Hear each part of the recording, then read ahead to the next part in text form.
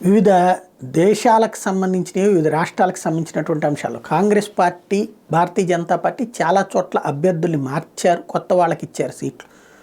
అదే భారతదేశ చరిత్రలో ఒక ప్రాంతీయ పార్టీ ట్రాన్స్ఫర్లు, ఇక్కడ ఎమ్మెల్యే ఇంకో నియోజకవర్గం నుంచి పోటీ చేయాలి, ఇక్కడ ఎంపీ ఇంకో నియోజకవర్గం నుంచి పోటీ చేయాలి, ఇట్లాంటి భారీ బదిలీలు చేసుకొచ్చినటువంటి రికార్డు వైసీపీదైంది. దీంతో అప్పగింతల కార్యక్రమం ఎక్కువ నడుస్తుంది. ఇప్పుడు ఫర్ ఎగ్జాంపుల్ చిలకలూరుపేట విడుదల రజని చిలకలూరుపేట కార్యకర్తలకి ధన్యవాదాలు చెప్తూ గుంటూరు 2కు వస్తే, అదే తెలుగుదేశం పార్టీకి సంబంధించినటువంటి గుంటూరు ఎంపీ గల్లాజేదో శాంతం వీడుకోలు చెప్పి వెళ్ళిపోవడం రాజకీయాల నుంచి ఇట్లాంటివి చూస్తున్నాం. ఆంధ్రప్రదేశ్లో విచిత్రమైనటువంటి ఈ అప్పగింత రాజకీయాలు నడుస్తున్నాయి.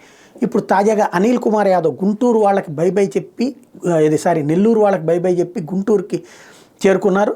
తాజాగా నెల్లూరు సిటీ ఎమ్మెల్యే 2009 నుంచి 3 సార్లు నెల్లూరు సిటీ నుంచి పోటీ చేశాను. మొదటిసారి కొద్దిలో ఓడిపోయాను, 2 సార్లు విజయం సాధించాను, ఎన్నో కష్టనష్టాలు ఎదుర్కొన్నాను.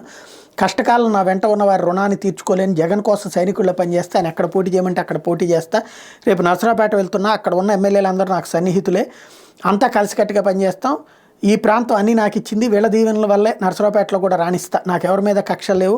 కొన్ని మీడియాలో నాకు వ్యతిరేకంగా రాశారని నేను ఎవరి మీద బాధపడను. నాకు ఎందరో సహకరించారు. నెల్లూరు సిటీకి అభ్యర్థిగా మైనార్టీకి జగన్ అవకాశం కల్పించారు. మీరు అందరూ గెలిపించుకోండి, ఆయన్ని గెలిపించుకోండి, నన్ను అక్కడ గెలిపించమని చెప్పేసి అక్కడ ఉన్నటువంటి వాళ్ళని కోరతానంటూ తన నియోజకవర్గ ప్రజలకి బై చెప్పి గుంటూరు నియోజకవర్గంలో వెల్కమ్ కోసం అని చెప్పేసి ఏదైతే నరసరావుపేట నియోజకవర్గానికి వచ్చి చేరుతున్నటువంటి పరిస్థితి.